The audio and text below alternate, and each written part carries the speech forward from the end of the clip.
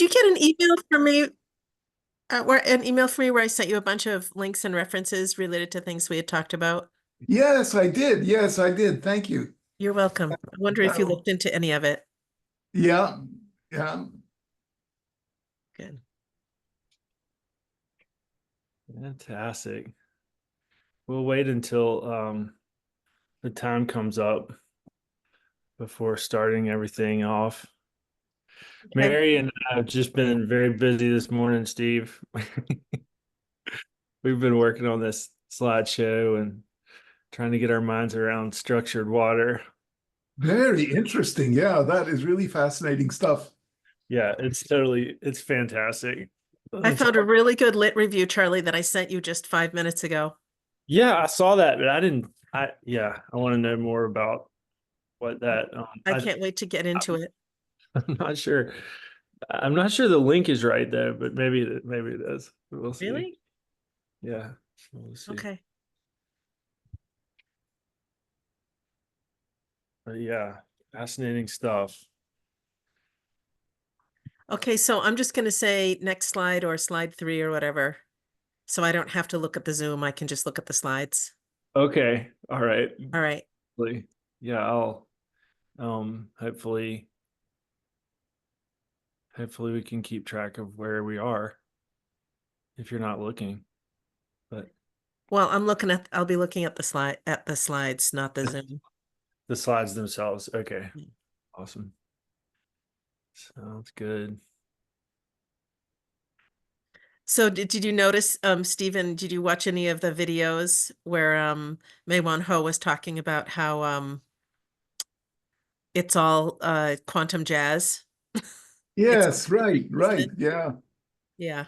Yeah, fascinating concept. Kind of difficult to it's so microscopic what's going on over there. It's really hard to lean in there. That exclusion zone business Yeah. and then the way the water molecules sort themselves into like a quasi crystal type Yeah. array. Very, very interesting stuff. Yeah, not much that I know about, but it's certainly consistent with the idea that nature takes advantage of any little That's right. forces and organization and things that happen at that level. Really hard to Yeah. observe, but very compelling evidence that something's going on in there. And I think the analysis of how the water molecules fit together with their plus and minus ends to form a quasi crystal. Yeah. That's very interesting, and it sort of suggests that even protein or DNA molecules are surrounded by some kind of exclusion zone that Right.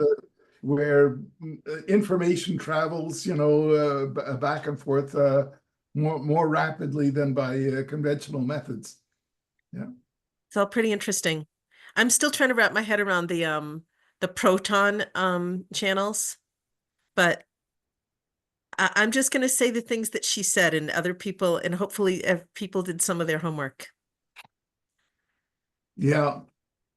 So, hi everyone. Charlie, we're going to start on time, or we're going to give a few minutes? We can go ahead and Okay. kick it off. This is Agential Topics. This is a monthly meeting. I'm Charlie Munford. I'm the founder of Talking Octopus. So at these meetings and in other venues, we try to find physical principles for agential cognition in all biology. And this is probably the 6th meeting, I think. This meeting is more or less focused on structured water. We can take any kind of rabbit trails we want. And we have a new member here. Ferrande, is that the right way to pronounce?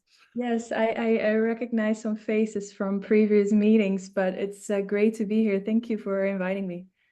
Absolutely. Do you want to just say into the record, say into the video? Oh, and Joanna's here. Hey, Joanna. Paranda, you were at the meeting that Richard, the class that Richard presented, yes? Yes, I recognize you from that, yeah. You work with Mike 11?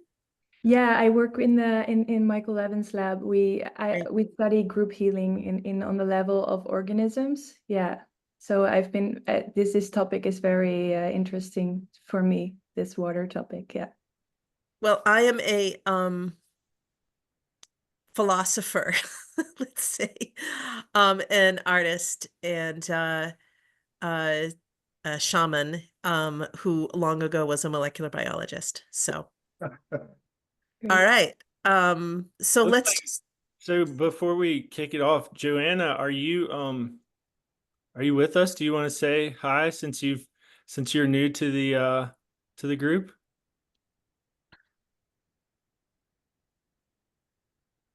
She's looks like she's listening. Okay, well we'll go on. Let's and hey, Hello.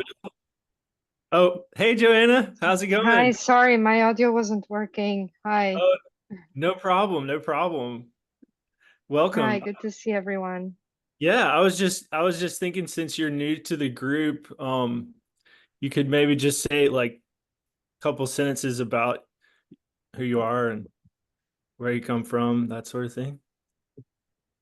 Sure. Hi, I'm Joanna Xavier. In my country, pronounced Xavier. I am based in London. I'm a bioengineer, computational biologist. I have devoted the last decade of my work in the origins of life. I am currently transitioning from a role in industry back to academia. Um, Yes, I guess that's the superficial notes.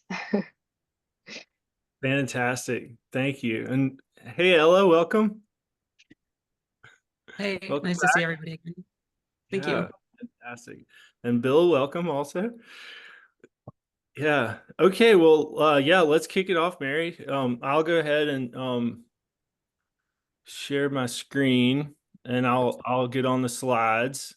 So we have Mary and I have a short, hopefully short presentation about structured water. This is very spontaneous. Neither of us are experts at it's all. short because I had a bad feeling at 6 a.m. that there was a disturbance in the force, and I got online and Charlie was madly editing my presentation. So if I don't know what the heck I'm doing, it's because my thought process was changed. Yeah, I'm a devilish assistant to this presentation. But we can thank Charlie for brevity. Okay, so let's just get started with slide one. Fantastic. Okay, let's. We started out looking at Mei-Wan Ho's book, The Rainbow and the Worm, The Physics of Organisms, but we branched out and we've added some explanatory material from Gerard Pollack. Can So you guys can you guys see this? Yes, What? can you make it full screen? just make Yeah. it full, yeah. Yeah, there we How about go. that? Is that better? Okay. Okay. Great. Yeah. Okay. Awesome. So note that the majority of the slides are lifted directly from two presentations. And since everyone has been given access to the Google Slides, then you can see my notes. But Paulek's 2019 presentation, the fourth phase of water, and Mayho's presentation in 2014 to the 9th Annual Water Conference. So Mei-Wan Ho, way back when, slide 2, was looking at Drosophila larvae illuminated with polarized light, and she observed rainbow diffraction that generally is thought to only occur when looking at crystals. And as the organism moved, the diffraction changed. So then she looked at a bunch of different life forms, slide 3, and realized that that was going on with all of the life forms that she looked at. So now we're going to switch to Gerald Pollack, who's going to explain a part of what could possibly be happening here. So slide 5. We all know that water is a dipole. It was postulated by various folks, including Louis Pasteur, who Pollack claims demonstrated that sugar solution can be a liquid crystal. It's been thought that by various folks that water might have crystalline properties, or that there might be various solutes that are liquid crystals. That's 6. So let's get into talking about the crystalline properties of water. If you put two beakers right next to each other and you run a voltage current, you can get this bridge that is seen there between the two beakers. And the question is, how does that happen? So slide 8. The hypothesis is that because water is polar, it's being split into OH negative and H positive with a spatial separation between the ions. And this is slide 8 is a solution that's bounded on one side with a hydrophilic substance naphion. Hang on just a sec. I have to adjust my own view just very quickly. Many electrodes inserted into the various zones in the solution demonstrate current flow. Okay, so number 9, basically we get a charged battery with just water. Can And you explain what this is? What's that thing in the box? Is that a pool of water or is that a battery?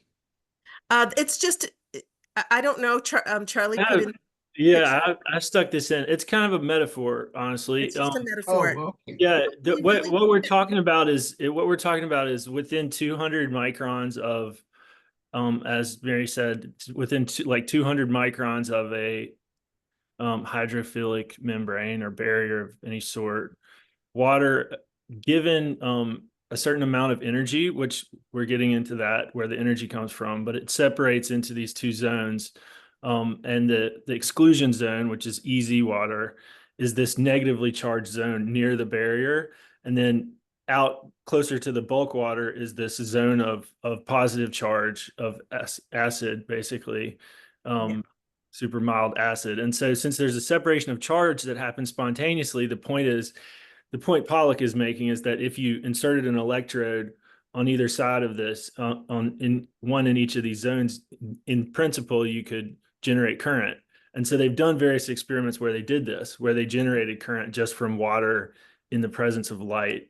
And so Is the energy produced by the light? Hang on, we should get through the slides and then we can ask questions. Oh, okay, We all really right. need to just get through them. Sure. Yeah. Yeah, unfortunately, there's like 10 million different trails to go down. So we'll try to go all the way through everything and then go down as many of the trails as we want. So All right. Okay, so slide 10, again, this is pulled from Pollock's lecture, is that the water is doing this head to tail orientation, creating layers. And it creates a crystalline structure that's called the fourth phase of water. And so down at the bottom here, that sort of reddish bar is the naphion. And then we have the other layers sort of extending out. But of course, this is before it gets separated into the ions, so that which happens as sort of as the exclusion zones grow. And the exclusion zones expand when they're exposed to light. Sorry, Basically can I ask photonic energy. a question of And clarification? I'm sorry, what? Can you ask a question of clarification Sure. on the previous slide, please, Charlie? oh boy, hold on. 10, go to 10. Here we go. Okay. Okay. Thank you. Sorry, I wasn't quite quick enough. So the alignment of the atoms near the hydrophilic boundary into plus negative, Yeah. it's like the crystalline structure. Yes. And because they are aligned like that, they cancel out each other's charges.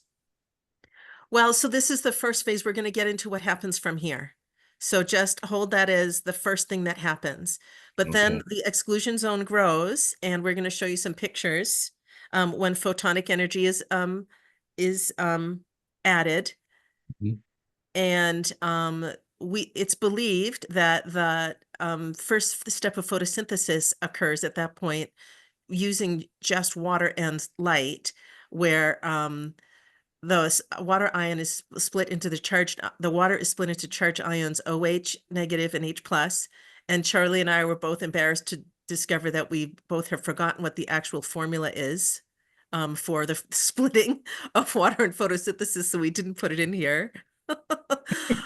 Yeah, we'll say one important point here also is that this happens all like this is the principle that underlies surface tension, according Right. to Pollock. But obviously surface tension still works in the dark. So what's going on there? So Pollock argues that it's also infrared light, which is Especially near basically infrared. yeah. So it's All of our present. cells are generating and emitting all the time. Yeah. Yeah. Okay. So the reason why surface tension doesn't depend on light is that it's mostly provided by infrared, the energy to Yeah. do the separation. Okay, so let's go to 13. So Okay. if you read or watched any of Pollock's videos, you'll see that they've done a ton of research demonstrating that the exclusion zone water, the water next to the Naphion, which is did I say it's a hydrophilic surface? The water molecules are more constrained.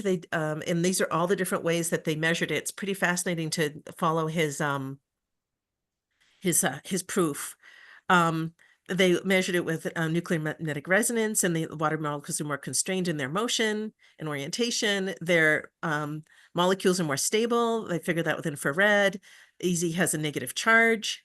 They did that with electric potential. The Easy absorbs at 270 nanometers, which is the light absorption spectrum. It's more viscous. They did that with falling ball viscometry, trying to drop micro pellets through the column. The Easy molecules are aligned, polarizing microscopy, which gets the crystal diffraction.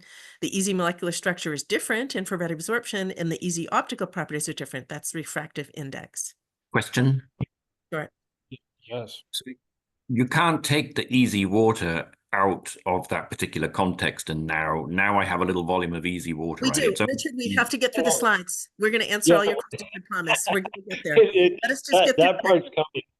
Also, these hydrophilic membranes and barriers are basically everywhere in the cell. So like That's right. DNA, that type of barrier, and Structured water also exists with other kinds of membranes, including hydrophilic and apparently uncharged, according to Pollock. There's the hydrophilic is very dramatic. Okay, next slide.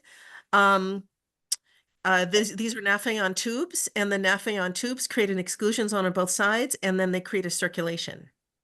So in the video, the shows continuous flow to left to right of the microspheres, possibly the basis of cytoplasmic circulation or streaming. Okay, next slide. okay. I'm already on it. Sorry. Okay, so now it's believed that when there's the separation of the ions, it creates this exclusion zone structure. It's not H2O, it's H3O2, which creates this ring structure and then orients itself in layers.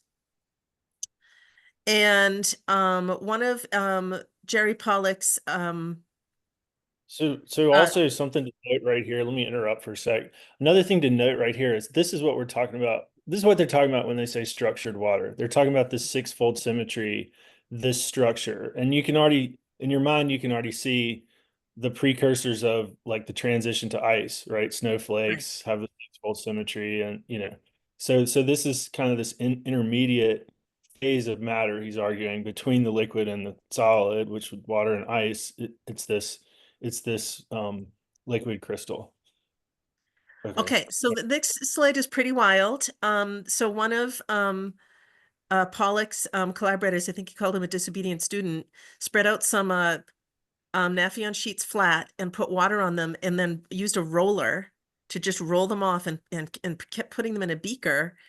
And he ended up with this very, very easy, rich fluid that creates a cloud. And he believes that this is also what happens with creating clouds in the atmosphere. And I actually was reading about this before I was reading Structured Water, and there's some evidence for this. So, which is pretty interesting.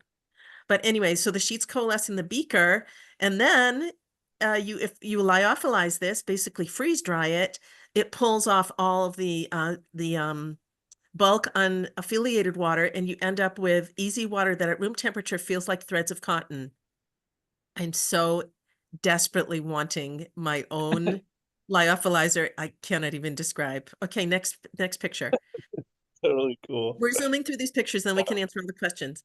Okay, so so if we have these structured rings of highly organized water in this crystalline structure, let's compare that with the silicon 3D lattice, which has two states, 0 or 1. Next slide. So here we are back to that picture. So we have the semi-solid crystalline structure. Next one. And then imagine that electromagnetic waves are impacting the oxygen atoms.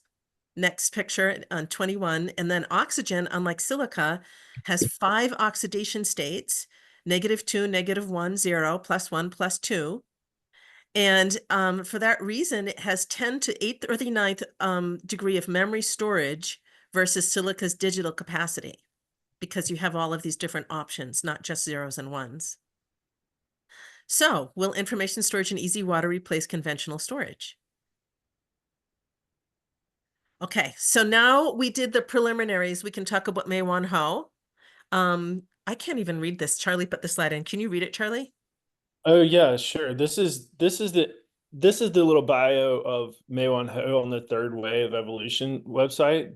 It's basically just a Mei-Wan Ho, deceased, Director, Institute of Science and Society.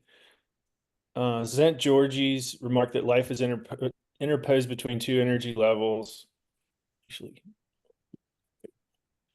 of an electron, had inspired Mei-Wan since her undergraduate days. It predisposed her to reject vacuous neo-Darwinian explanations based on selective advantage. She began writing on epigenetics, development, and evolution since the 1970s, moving eventually into quantum physics, non-equilibrium dynamics, and beyond in her quest for the meaning of life.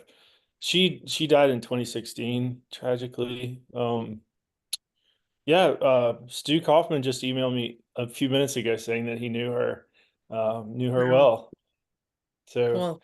anyway, he couldn't make the meeting, but yeah, so she kind of took the reason this is kind of a two-part presentation here because Pollock sort of lays the groundwork for what is structured water, and then Mei-Wan Ho kind of went like way further, and we'll just Onto the describe cosmos. some of her kind of in a way it's extrapolations of this basic easy water concept.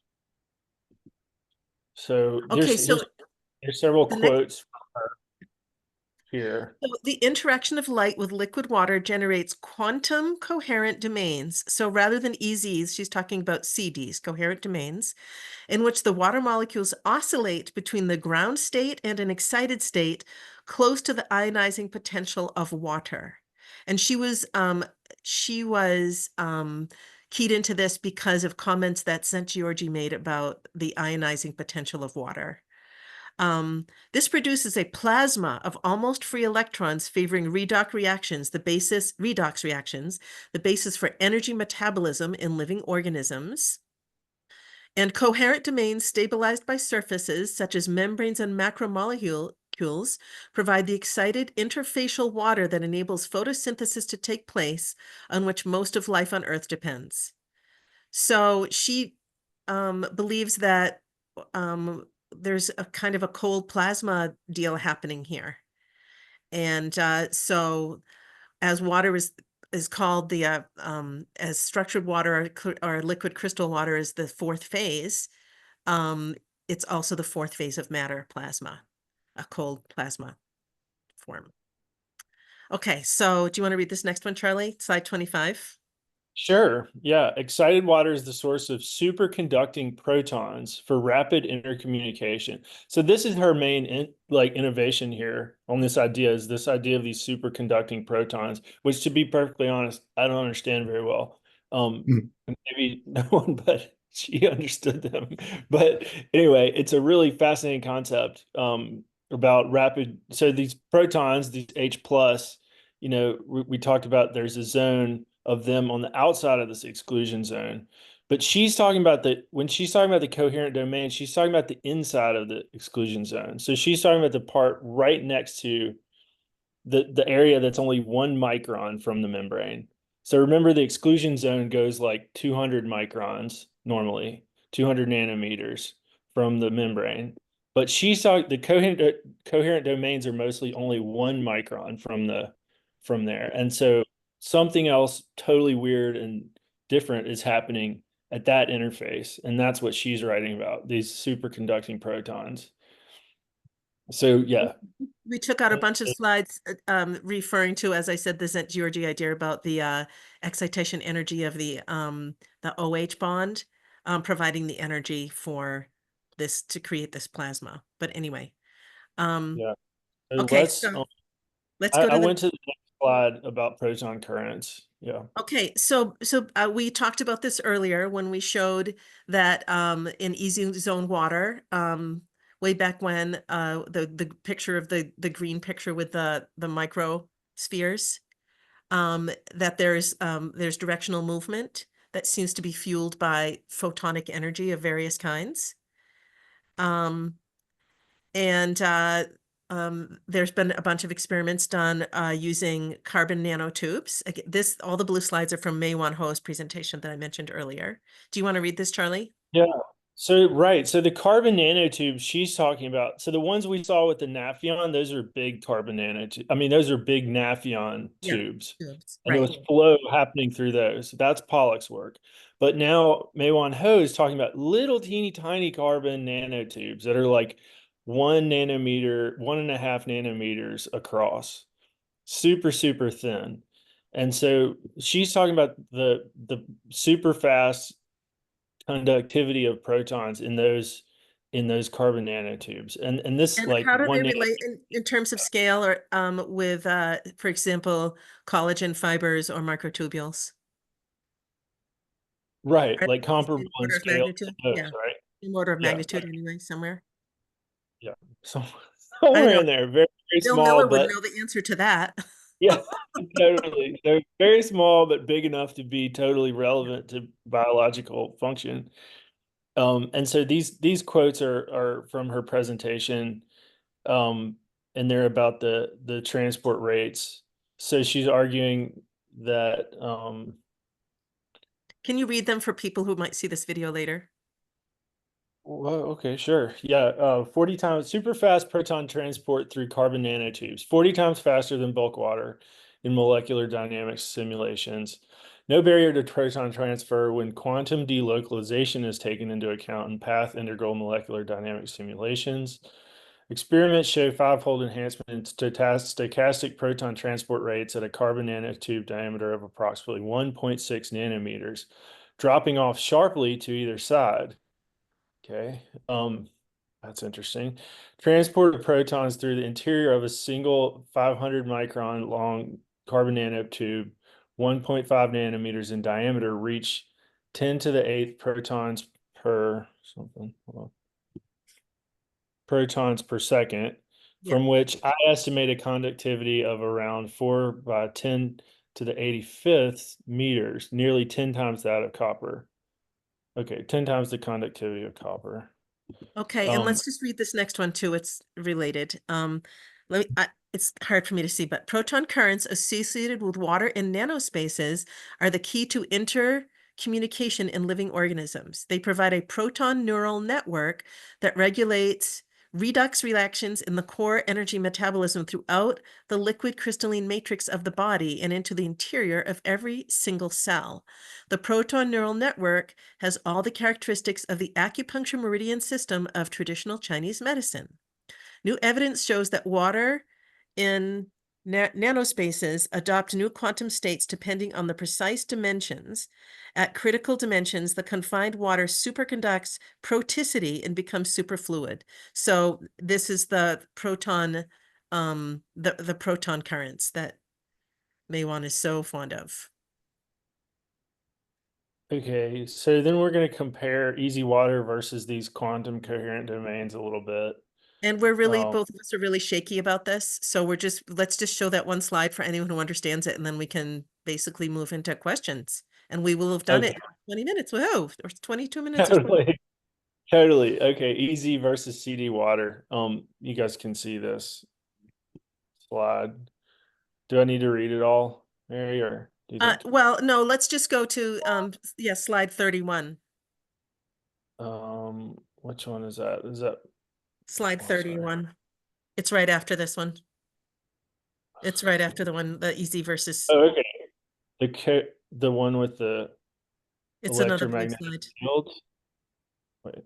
Slide 31 is right after the one is easy is a giant CD where she Yeah, says, yeah. Okay, cool. All right, we're on it. yeah. So basically, CD water, easy water is 10 times more dense than regular water. CD water is less dense. The absorption peaks are dramatically different, and the formation peaks, the electron volts needed to create them are significantly, well, I guess not that different. Similar. Totally.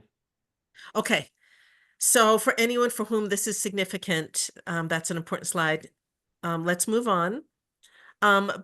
So what Mayon Ho suggests is that coherent domains form as the result of interactions with ambient electromagnetic fields. And she believes water is an approximately equal mixture of coherent domains and incoherent regions under ambient conditions. So, yeah. And I love this slide. She, has and others have been demonstrating that in response to EMF fields, coherent domain spheres spontaneously occur in water, and these spheres have a size within an order of magnitude of the size of prokaryotic cells. So like, 5 to 10 to 20 of them, of these spheres. And there's hints that this may be related to the legendary micelles postulated in evolution, which and I looked this up, and clay actually is also liquid crystalline in nature. So it could be even related to legendary clay and water micelles. Okay, we're just almost to the bottom. What's the next one? Okay, and this has to do with protein trends. We don't have to go through this. Read this Yeah, later. we don't have to go through this. The point of this, including this slide, is that Maewon Ho sort of understood that these mechanisms she was investigating are basically answering the question that we're asking, which is, Yeah, how does the cell control its DNA? How does the cell do the that's things that right. need to be done at the right moment in time? And so she felt that this explained that.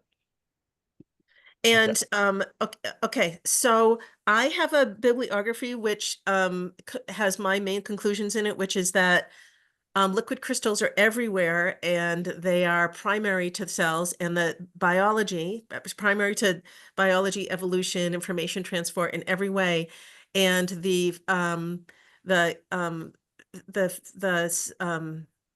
materials engineers and physicists are way ahead of the biologists, and they're answering questions that biologists haven't even asked yet.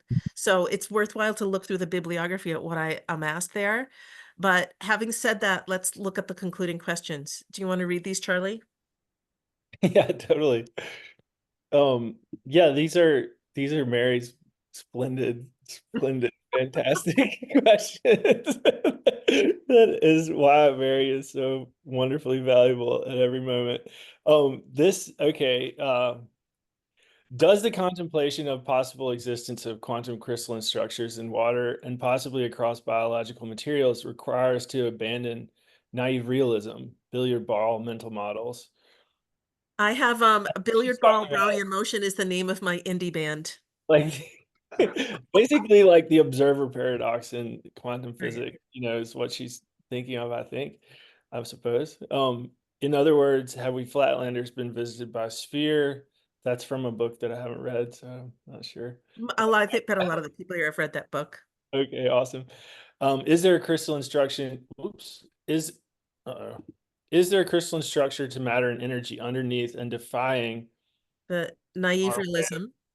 naive realism way of perceiving, maybe a structure to consciousness itself, a cohesive layer of info about nature of reality that is overtly not just mathematical but multidimensional and crystalline and neo-Pythagorean. Donald, Platonic cell, yeah. yeah, okay. Okay. Why don't cell and molecular biologists study liquid crystals as the foundation of our training? That's a great question. If they exist as theorized, these crystalline structures in water hold, transmit, and receive so much information energetically, electromagnetically, as to beg the question, is the foundation of reality universe a quantum geometric semiotic harmonically resonant matrix? The jazz of the spheres. That was for Richard. Great question. Oh man, totally. Okay, and then consider Michael Levin's sci-fi example. This is from a recent video Levin put out like just a few days ago.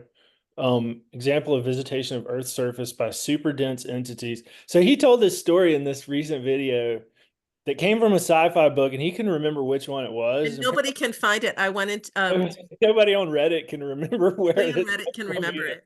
Yeah. But anyway, it's super dense life forms from deep within the earth visit the surface, and they look around and they see us as like wispy traces of barely like ethereal, energy and matter. Energy. And Yeah. they're like, wonder if we could be conscious or agential.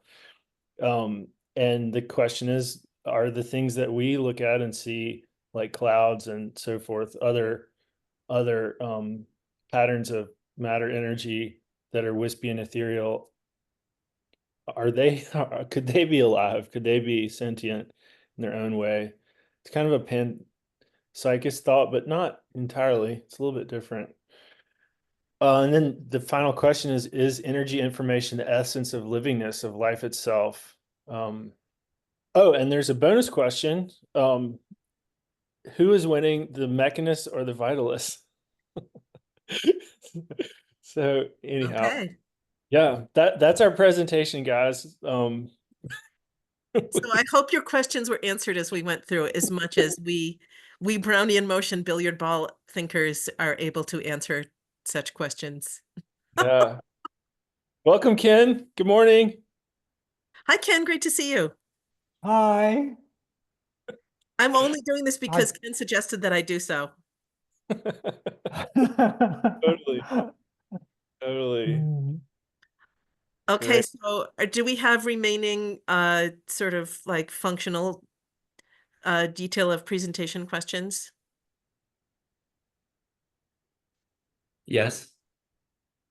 Okay, go for it. The group is going to have to answer because we may not be able to ourselves. Yeah, So we've said everything we know. Sure. Is you've it said your understanding that the easy water in the exclusion zone only remains easy water whilst it's in that zone? You can't, it's not been changed in some way that you can then take it out and it remains easy water. well, we did show you that you can actually dry it out. What slide was that? Yeah. Yeah, On the it bottom was of a round beaker. the one where it's dehydrated in the sphere, Yeah. and it looks like wisps of cotton. So Dehydrated in the bottom of the beaker. that blew my mind. But the question about the transition between Slide bulk 17. water. You go to 17, Charlie. Sorry. Oh, you want me to go back? Slide All 17. right, I remember it. Solid easy water at room temperature. so, should I go back or Right. not? It's Yeah, go the ahead. being in the exclusion zone puts it in a particular structural arrangement Yeah. that can that is stable at room temperature Yeah. if dry. I don't know what it means for water to be dry. Yeah. Well, it's not really water anymore. We have to come up with a name for it. So Means that then here it is. It means that the non-easy water has been removed, right? So that's and all. what's left is H3O2, which isn't technically water anymore. We have to come up with a new name for it. Yeah. I see. So is this a We could call it flask? polykite. Is this a glass flask that Yep. used to be vertical? Yep. And all of the non-easy water was, what was it? Evaporated away? Lyophilized. It was freeze dried. It was sublimated. So it went directly from so I think that they probably froze it and then they sublimated it to take the I mean, you can imagine it's not affiliated, doesn't have those strong bonds. So it was able to be taken out easily. I mean, that's my embarrassing description of the physics. Someone can do a better job, I'm sure. And so if you left that after you did the freeze thing, will this stuff remain in the flask at room temperatures, or will it rapidly? Is this like a transient state Well, before it disappears? I think you can buy bricks of it to take camping with you. It's dehydrated water. You just add water.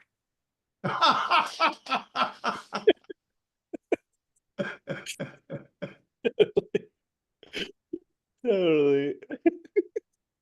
Yeah, I have no idea. I don't think any of us know the answer to that question, but it it is okay. There's an even weirder. I'm gonna stop sharing for a second. There's an even weirder thing that so Pollock, who is totally fascinating, He could um answer that question. We invited him to this at the last minute.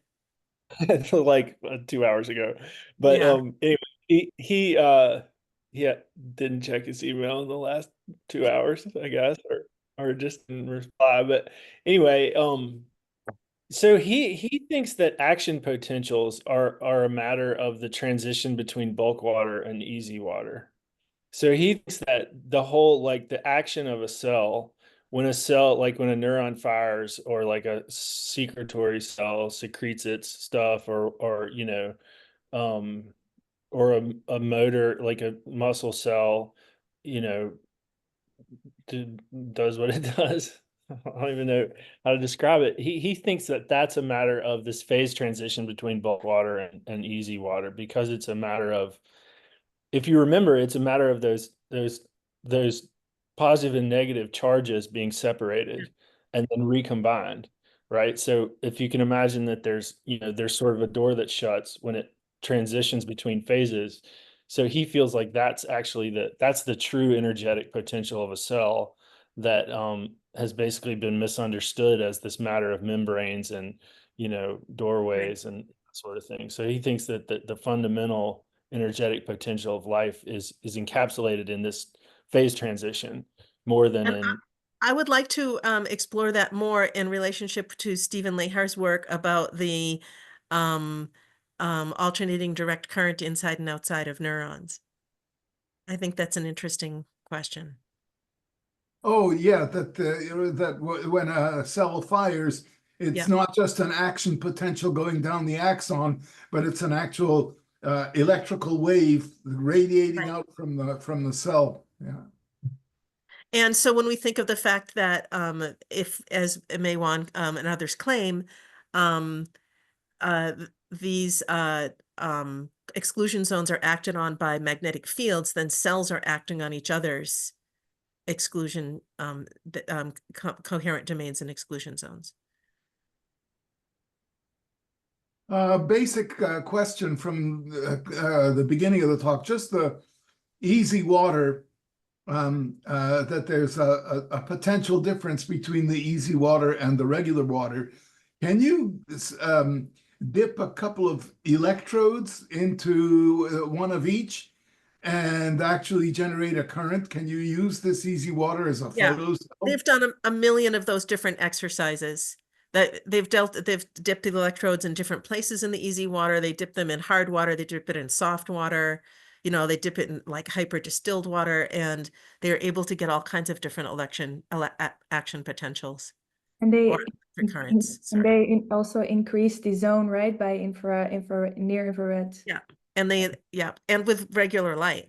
But the near infrared was really crucial because there's so much of that produced for various reasons and, or reasons we don't even know, but so much produced in cells. Hmm. So Okay.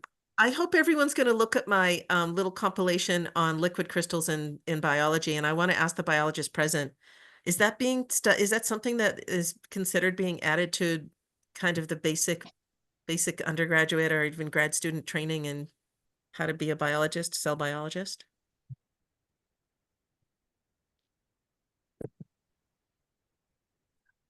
Wouldn't know. Well, I mean, in 1991, in 1966, I think the first papers showed up demonstrating that the phospholipid membranes are liquid crystals, and I mean, yeah, the lamellar liquid crystal phase of is the natural state of our phospholipid-based cell membranes. Is that's something that the physical chemists, the materials chemists, are studying. Yeah. I just think it's really something that we're missing out on. DNA self-assembles into several liquid crystalline phases at high concentrations. The condensate, prior to cell division,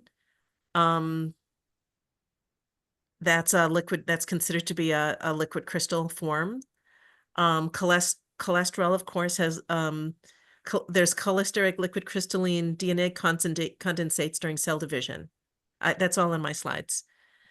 So anyway, myelin, by 1991, it was well known that it's a liquid crystal structure, regularly stacked layers of membranes, with each membrane consisting of molecules, blah, blah. We all know this stuff.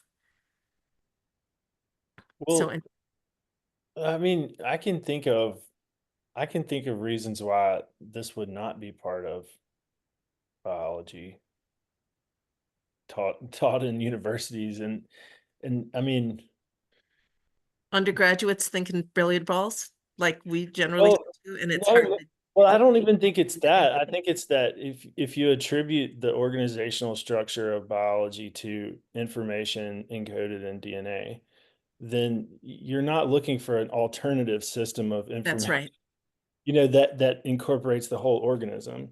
Yeah. And we're only looking for that because we've rejected this DNA explanation.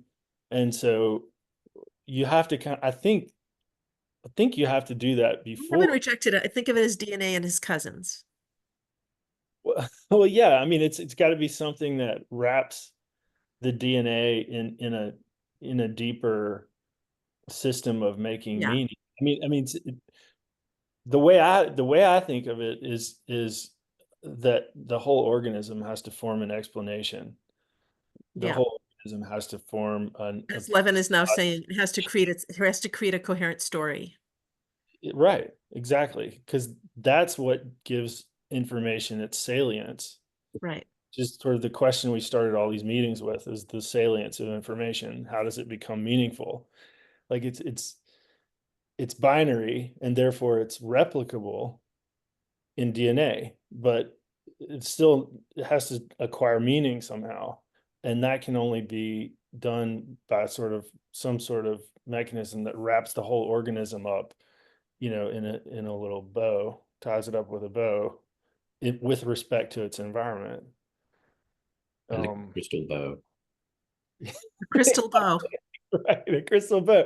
I mean, that's why the image at the beginning of these slides is so beautiful, and I see why she put it on the cover of her books, or all of her books and all of her presentations. She put these pictures of the organism under Yeah. polarized light, which it only can become a rainbow if it's coherent, if the whole organism is coherent chemically. At least that's the argument. Structurally coherent, it has to be all. It wouldn't separate. The colors wouldn't separate under polarized light in an orderly way unless all of the molecules are water's 99% of the molecules in most organisms, right? Yeah. So it's by volume it's It 80% or is whatever. it is a very interesting idea to think about how the proton transport in the water is shaped by the shape of the water, and the shape of the water Yes. is controlled by the shape of the molecules that are in it. But it isn't the molecules that are doing the work. It's the molecules are just shaping the water so that the protons Right. in the water are doing the work. Yeah.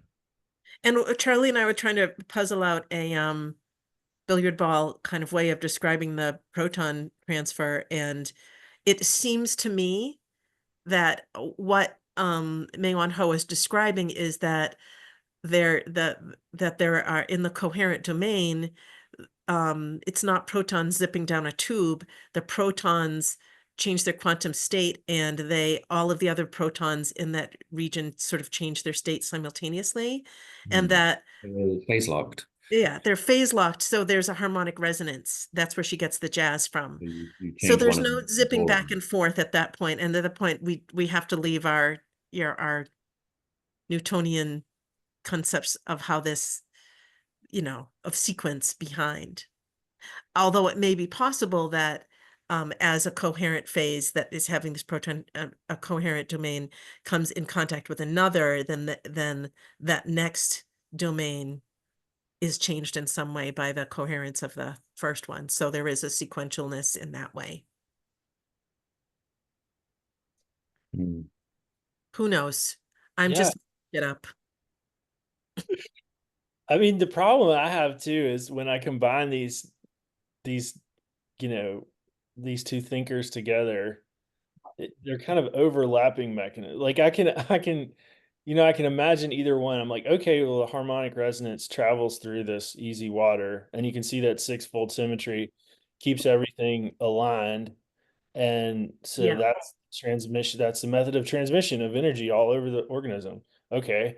But then I'm like, then the Mei Ho thing with the coherence domains is a totally different mechanism, and it's deeper in there, smaller and more weird, and it's congruent with the other observations, I suppose, but it's how so? What, I don't even know where to go with that. I don't even know what to think about because it goes into the quantum realm, which I guess any explanation is going to have to go into the quantum realm at some point. Yeah.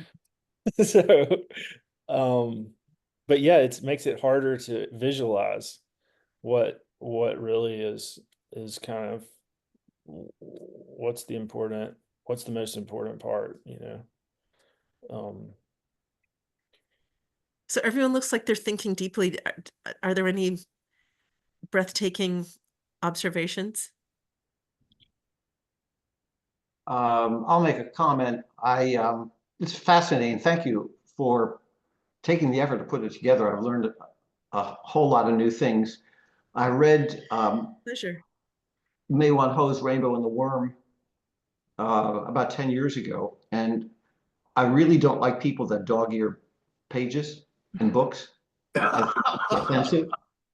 And that book is the only book I've ever dog-eared almost every other page and marked with pen. And I was blown away by her entire conceptualization of things. The reason that I felt so deeply about it is that I began to glimpse the complexity of the active crowded environment of cells. What I instinctively knew that we really were only beginning to glimpse the totality of it, and we're enormously distant. We're all talking about these mechanisms, and truly none of us understand them completely or how they connect together. From my perspective, there are two particularly interesting things. This narrative and the multiple states of water permit new ways of cells to communicate within each other. They offer a potential way for information to aggregate and to disseminate inside cells. And these characteristics of water, which are ill understood, permit the opportunity for resonance effects on biofilms that extend beyond each cell, and it could enable That's right. intercellular communications. And the extracellular structures like Correct. And the ECM is extremely complicated. Yeah. And it completely defies our understanding Yeah. right now. But what all of this together tells me really gets to the point of the question of mechanistic versus vitalistic. Where do we stand? Who's gaining traction? And the answer is, it's not the correct question, because we don't have vitalism today as we did in the era of Hans Driesch. I could have said panpsychism, but I use vitalism because that's the most irritating word, William. Yeah, well, it's please call me Bill.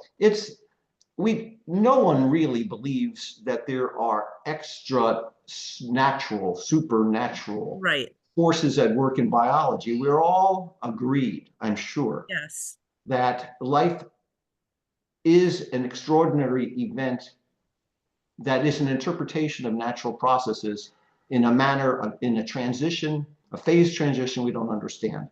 And Richard and I have been part of a fascinating group of about 70 plus individuals that have contributed our definitions of life.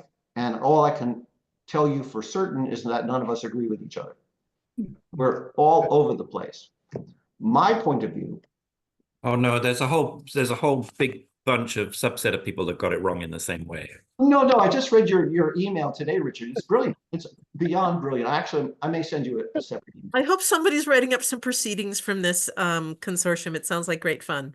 It is, yes, but Mike Levin is taking care of it, and he's going to do a Okay. terrific job. So I wanted to get to the point. So mechanism versus vitalism. What I'll say, what is absolutely gaining ground is agency as opposed to vitalism. So that we have the natural occurring agency. Some of us, I for one, believe that that agency can be conveniently termed cognition, which is a suite of processes that link together based on subjective features and permit the living form. What's also gaining ground, and there's a recent book that some of us contributed to. It's called Evolution on Purpose, Teleonomy in Living Systems. Is that as opposed to the neo-Darwinian natural selection that has dominated biology, evolutionary biology for the last 60 plus years, life has meaning, purpose, and goal-directedness. And we're trying to eke out the reason why. So there's a growing body of us who totally reject the concept that it's all stochastic. We believe that stochastic processes are essential, just as they are in our lives. And we believe that in living systems, those get harnessed. That's Dennis Noble's harnessing of stochasticity. Yeah. So the final point is, all of this great presentation, I think, points a way for us to reimagine the complexities of the cell. And as Addington had said about the universe being stranger, not only stranger than you do imagine, it's stranger than you can imagine. I think we're just at that point. Cellular competencies derive from processes that we still do not understand, and we haven't even imagined them. In my effort to make a mental image of all of these concepts, I remember in physics class way back years ago, they took a loudspeaker and put a bunch of little ball bearings into it. I'm sure you're familiar with this, and then you put in a sound, a vibration on the signal into the loudspeaker. And if you have the amplitude very low, then all the little balls just stay in their location, but there's a vibration that lets them all each like rotate on their own axis, but stay in the same configuration. And that's an analogy for solid matter. And then you amp up the amplitude, and now they start migrating, exchanging places, actually, moving through, and that's the analog for liquid. And then if you crank up the amplitude more, then they start flying out of the speaker and scatter all over the room, and that's the analog for gas. And as I understand it, we are in a state between the liquid and the gas. So you amp it up until you get it to be a liquid. If you amp it up too much, it'll evaporate as a gas. But if you amp it up just a little bit, and then maybe add one extra metaphorical touch that each of the balls is like a little polarized magnet or something, so that they tend to line up with each other. And if you could vibrate them just enough that they can rearrange themselves into some crystalline pattern that's almost, it's between liquid and gas. Surely between liquid and solid, isn't it? Say again? Solid? Isn't it between liquid and solid? Between liquid and solid. Yes, right. Yeah, and liquid, they all move around within the mass. And if you can solidify them just enough, but not too much so they don't lock into place as a solid, and you get them into a state that's intermediate that allows them the freedom to communicate with each other through their little polar magnets. This is just a mental image as my, beginning understanding of this concept that's in between those phases. Well, Stephen, This is a really dumb question, but I just want to say, Maywan Ho talks a lot about the fact that we're talking about cold plasma states. And I found that even in 1991, they were talking about this, and I posted the very, very, very last slide in my notes. Colloid plasmas may condense under certain conditions into liquid and crystalline states while retaining essential plasma properties. This plasma condensation therefore leads to new states of matter, liquid plasmas, and plasma crystals. So I think where our boundaries between the states is breaking down, and that this research is adding to that. And I just found a very comprehensive 250 reference lit review of this whole topic and I sent it to Charlie, and maybe Charlie can send it to all of us, and we can see. And there's a lot of talk in there about this kind of stuff. In fact, I think that's where I found this reference. well, just So, just for practical purposes, can someone explain to me how this differs from jelly or jello?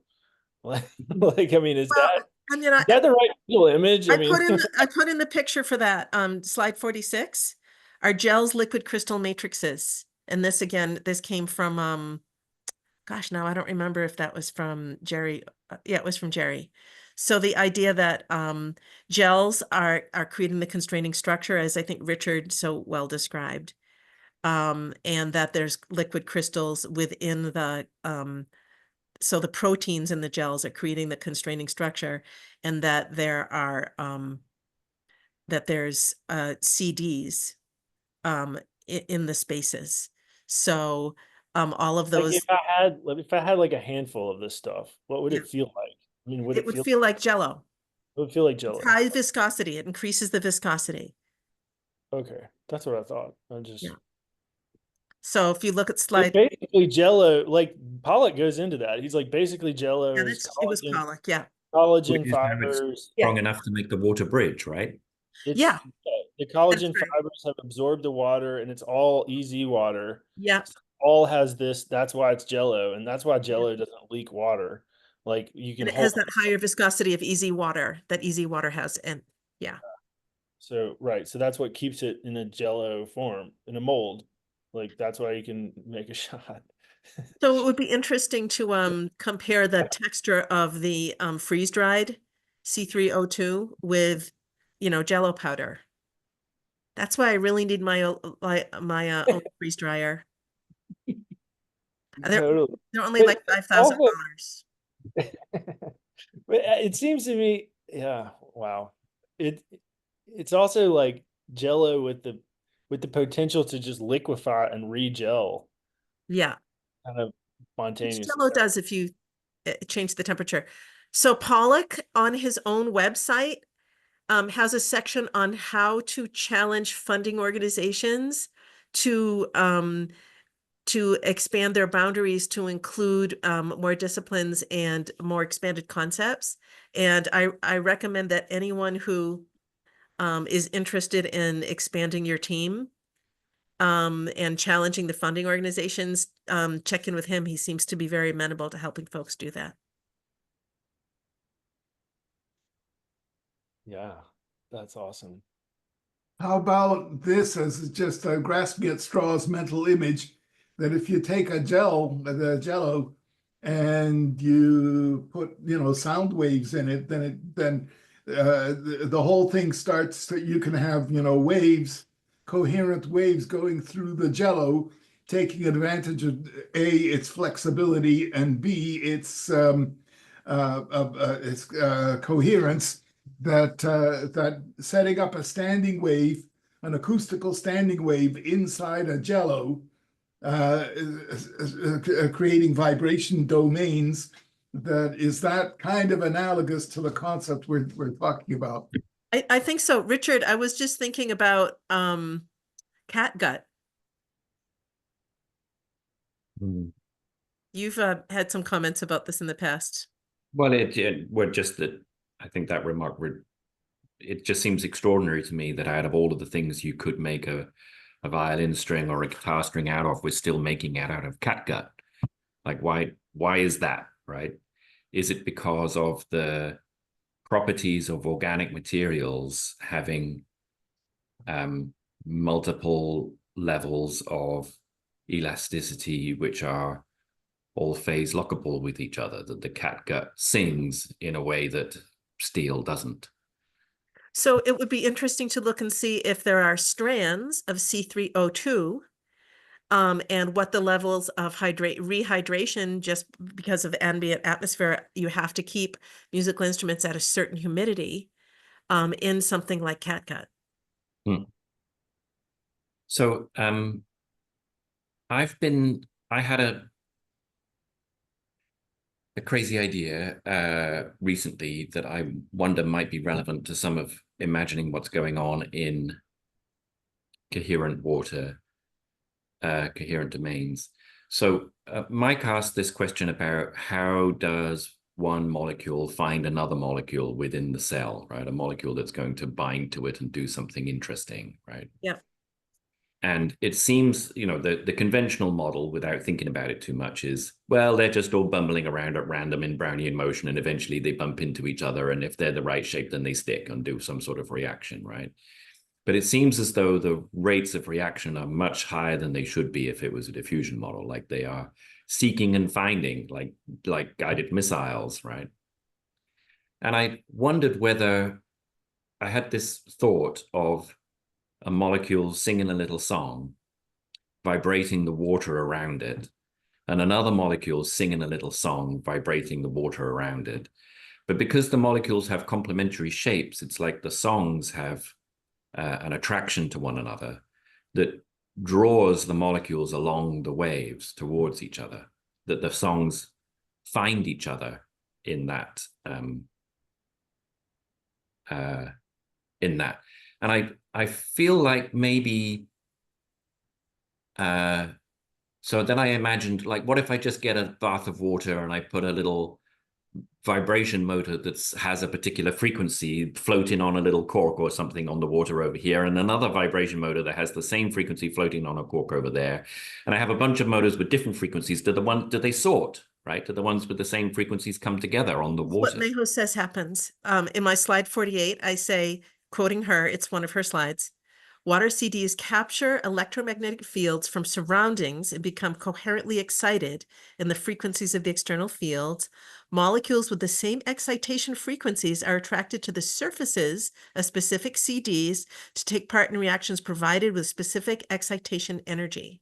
And she quotes Richard Feynman, who ages ago, the great physicist, I believe, I think she thought he was a chemist. Anyway, who said that like attracts like, and he postulated that the cohesion of matter is a balance between opposite and like attractions.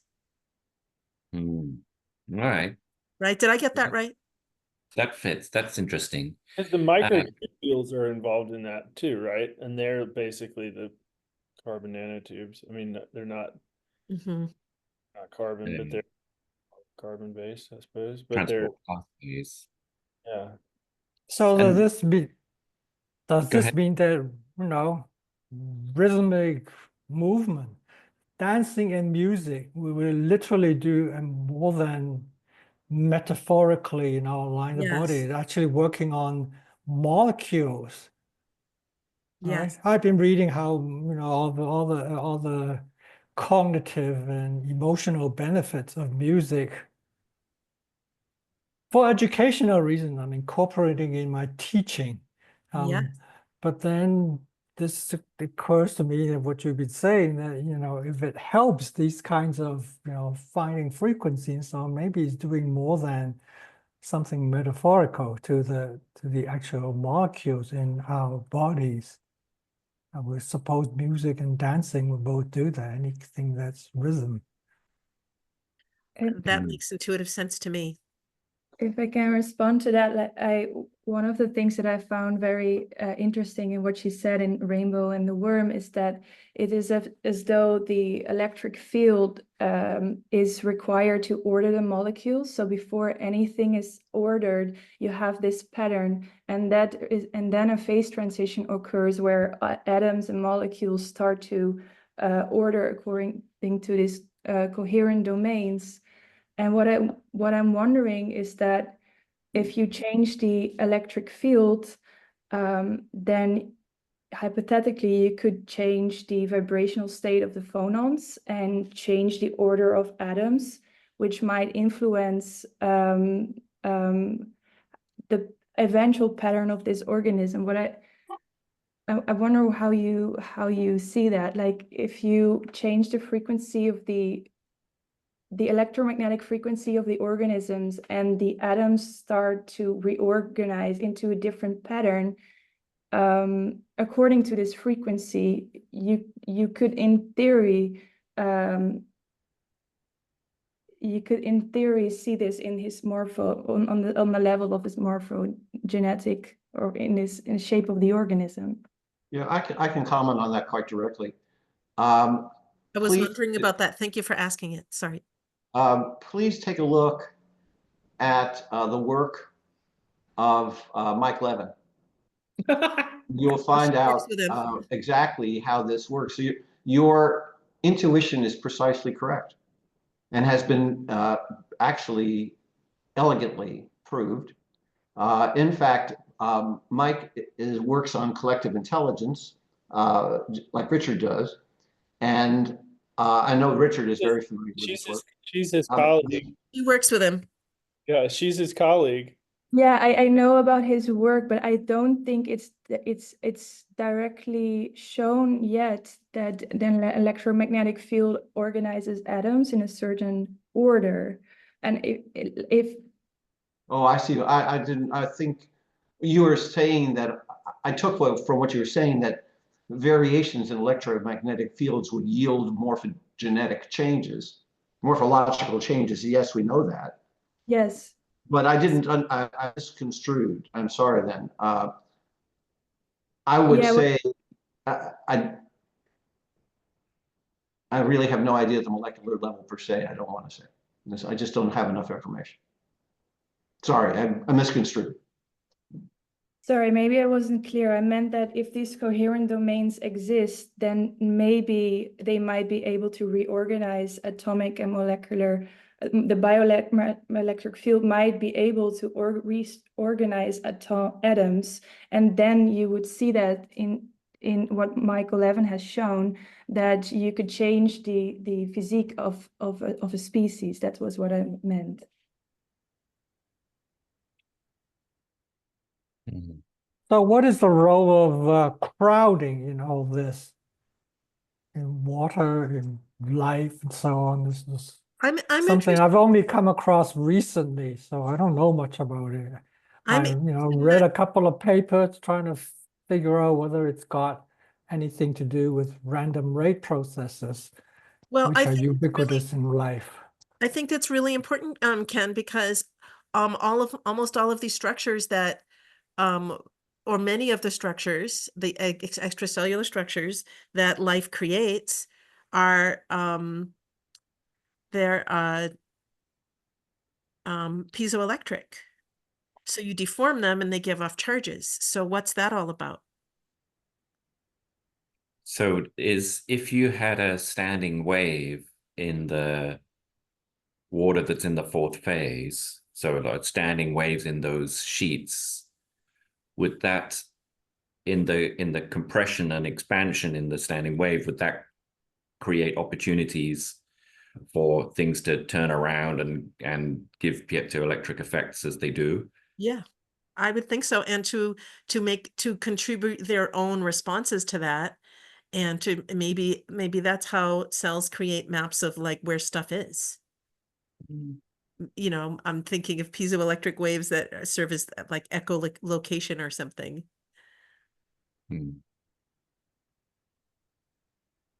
Well, it does. What's meant by creating maps of where things is? What Well, like morphology. individual cells or parts of cells? Well, in Feel like morphology, how does the cell keep track of where all the parts are that it's creating? I mean, maybe Yeah, we would know more about this since you work with Michael Levin. morphologies, are sort of map. I mean, I think that the challenge is to explain why they're so resistant, right? I mean, if they are created by electromagnetic fields, the organism is dominantly producing its own fields because the morphology is so resistant to perturbation, so resistant so as to be regenerative. So the cells are tracking fields in a way of tracking sort of where they are and where they should be going, and sort of some kind of holistic picture like that, like a cellular version of East is a Big Bird. East is the Big Bird is a book on how Polynesians navigate using star patterns, the wind, the sound of the birds, the way of the currents, and well, it must have worked well enough because the South Pacific Islands are inhabited. They were inhabited by people who came from elsewhere, right? Is that a cellular? Are we talking about a cellular version of that? I think that's interesting, Ken. I wouldn't rule that out. I mean, we know that intelligence and all of the stuff that cells do are both holographic and emergent both. So maybe humans are, just acting like big cells in that regard, collaborating together, Wow. multimodal maps. All right. In the So- Polynesian, Like this discussion is the first time that I've been even slightly persuaded by the argument that I've heard many times that molecules can be intelligent. As I told Charlie a few days ago, everyone in this conversation is playing 4D multi-dimensional chess, and I say vitalist because it's annoying. I really mean pansentientists are winning. So I was we haven't talked about Faraday waves in water in closed spaces, standing waves in closed spaces where the waves fold on top of each other, right? It's like you have a very high dimensional wave that's been flattened into a two-dimensional surface. And you can see in the Faraday wave patterns that that locations that there's local information that tells you where you are in the pattern as a whole, right? In this particular spot in the Faraday pattern, that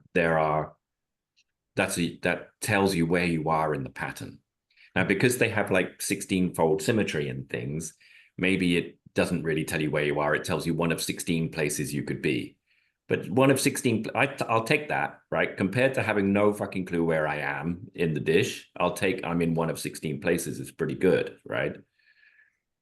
And it feels like it's like a global song, right? That is resonating in the dish as a whole, right? And it uniquely identifies particular positions.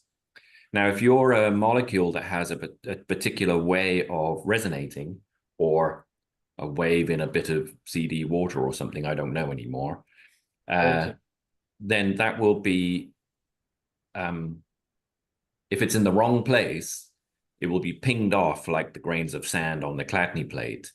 But when it finds its place in that wave, it will be stationary. But it's not just moving around at random until it finds it. It's being pulled there by the waves. It's been transported by the mismatch in the waves to pull it to the right position in that pattern.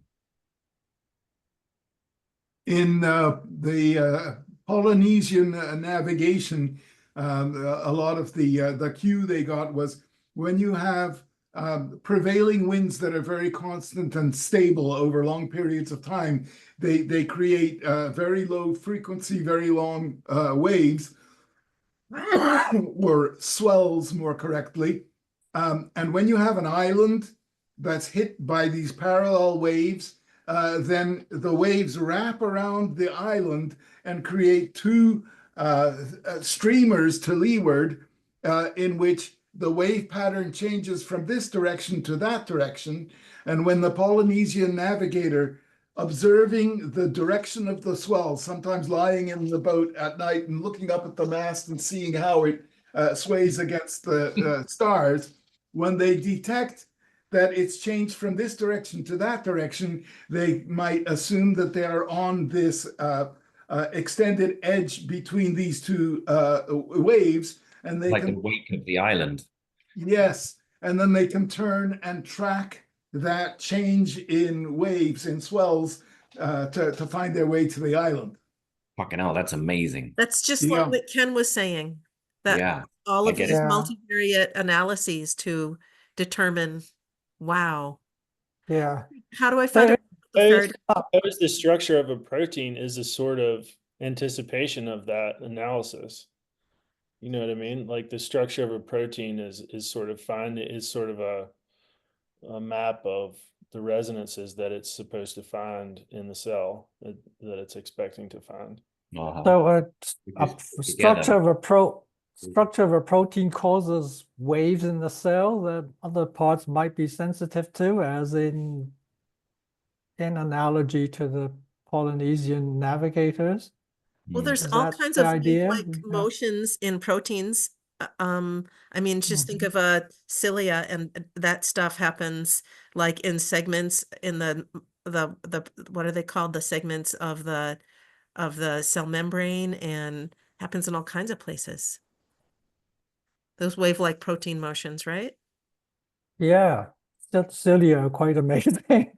And flagella as well, with their Flagella, yeah. waves Oh, that yes. Flagella, yeah. Yes, yes. Which means that microtubules can microtubules just do that on their own in the, it's part of the cytoplasmic streaming. Yeah, in the cilia, isn't it just like one bundle of microtubules for each cilia? Yeah. What about Archaea? What's that? Archaea is shall we say, the flagella in Archaea. So they're Oh. now called yeah. Archaea because they have a different Because they have the they have a different evolution Okay. physically they have a different evolution from the flagella in bacteria. Functionally, I think it works similarly. There's hardly any studies out there, so we don't know much. But it's thought that they borrowed some of the controlling machinery from bacteria. That's the current understanding. My current understanding. Mhm. But the effectors are a separate business, but they borrow some of the controlling machinery. Archaea did from bacteria. Right. Richard, where can I learn more about the Faraday waves research you mentioned? Can you email it to me or put something in the chat or? Oh, you're muted. Sorry. I'm just making it up as I go along. So you can Google what Faraday waves are and what they look like and look at the patterns and shit. And you can see in the patterns that local areas are unique. Okay. Well, And my hypothesis is that it's not just that a particular vibration or subsong would sit on the nodal line, like the grains of sand sit on the nodal lines of the Chladni plate. It's my conjecture that they would also be transported there, but it was just a conjecture. I like it though. It's really interesting. the Faraday waves are just a liquid equivalent of a Chladni plate, isn't that right? Okay. Yeah, but the Chladni plate, but they're just much more beautiful. I mean, the Chladni plate has you have the impression that the wave and the way that it fits in the geometry of the plate is rather regular and primitive, whereas in the liquid form, you can see that there's different harmonics folded on top of each other that you don't get in the Chladni plates. Mm. What So there was another slide that I left out. Yellow form. There was another slide that I left out that talked about the first and second harmonics that were generated. Um, um, I'll send you that reference, Richard. I can't remember the exact, but it's definitely something Mei Wan Ho was interested in. If you put different grades of sand on a Chladni plate, do you just get, I mean, is it just an infinite variety or? No difference. There's fixed nodes in the vibration. Whatever kind of sand you got is going to collect at the nodes. Okay, so it does, Yeah, the so it shape doesn't of matter. the shape of the sand doesn't matter in that No, context. or the I size of don't the think so. grains doesn't matter. I think that's because with the Chladni plate, you think of the sand. I think it's appropriate to think of the sand as not being involved in the vibration, but just reading out what the vibration is that's already Yep. there. Okay. But in the other examples that we're talking about, I think there's more of a two-way communication between the substrate of vibration and the item riding on the waves. Well, that's what we're looking for, Yeah. is two-way communication. Yeah. I mean, that's what we've been trying to wrap our brains around about, like Steve and I have been talking about the ripples in water create a pattern on the seafloor or on the sand of a beach with a thin stream of water. And then that pattern on the seafloor then influences the ripples of the water. So there's a two-way interaction. And we were saying, well, how can we represent that somehow in an experiment? Because it's almost like you have to set the seafloor in Yeah. concrete. Yes, that's right. Replay it, but then you have to change it again and then replay it and change it again and replay it. So it's hard to, but maybe this is what you're talking about is more of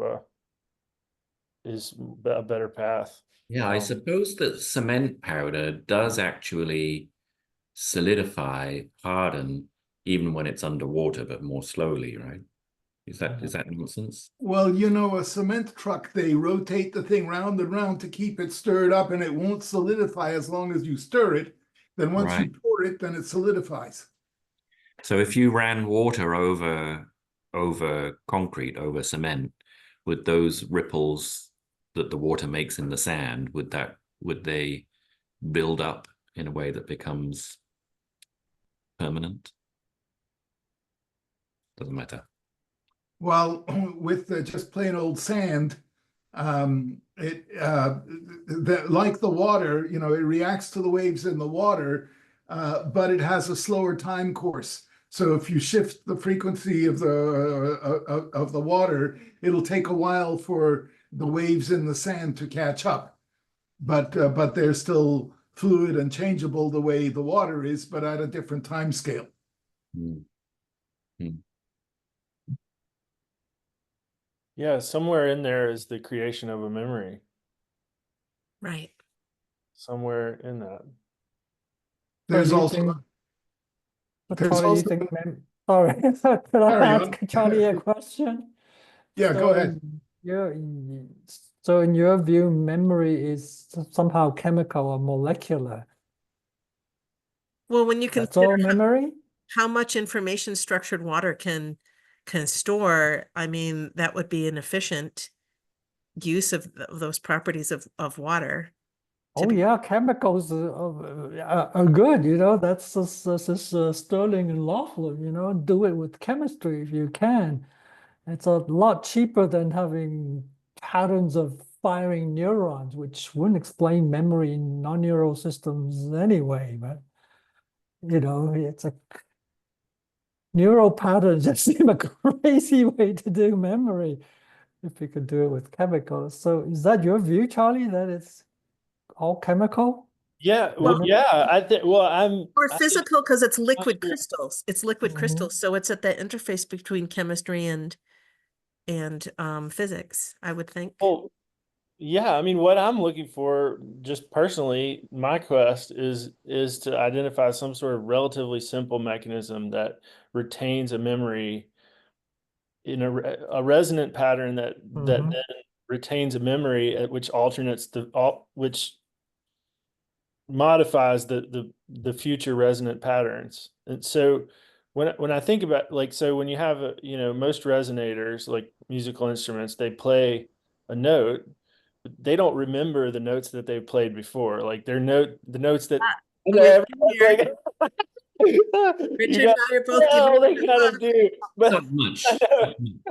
but They don't they remember it very much, but they do remember it some. they remember it maybe a tiny bit, but there's some sort of, as Richard would say, viscoelastic intermediate property where the medium that resonates is also modified by that resonance, and then it's overwritten by the next resonance, but it retains some of the first resonance, and that's memory. To me, that's all we're really looking for, is that an organism is something that resonates to its environment, but it retains some sort of resonance from its previous experiences. And obviously not the entire thing. Like, you can't recreate every moment you've ever experienced verbatim. And research shows that every memory is modified by the act of remembering. So we're looking for a partial preservation. But to me, cognition all boils down to that it's some pattern of resonance in this substrate, which I guess we're deciding is easy water, or maybe it's coherent domains, or it's some way even Yeah. more trippy thing that we haven't even discovered yet, the medium. But we're kind of gravitating around this idea that it's harmonic resonance is the form of order, is the order forming, the math of the order formation. But we're kind of trying to figure out what is the substrate that can be both, there can be a two-way, Yeah. information transfer between Yeah. the So if you external could environment. use a vibration in water, a resonant vibration in water, to change the shape of it in such a way that it created the liquid crystal domains Right, that would semi-permanently hold that song, right? right. That would then produce and create that song in other water and inherit that shape. So that would create lifelong memories? How an ant might remember the way to the food So for life? memory is, you don't want memory that lasts forever, right? What you want is a hierarchy of memories of different timescales. Yes. Mhm. And an interesting analogy here, again, in the ocean, there's three kinds of waves in the ocean. There are tiny little ripples, then there are larger waves, and then finally there's swells, big, long, low frequency things.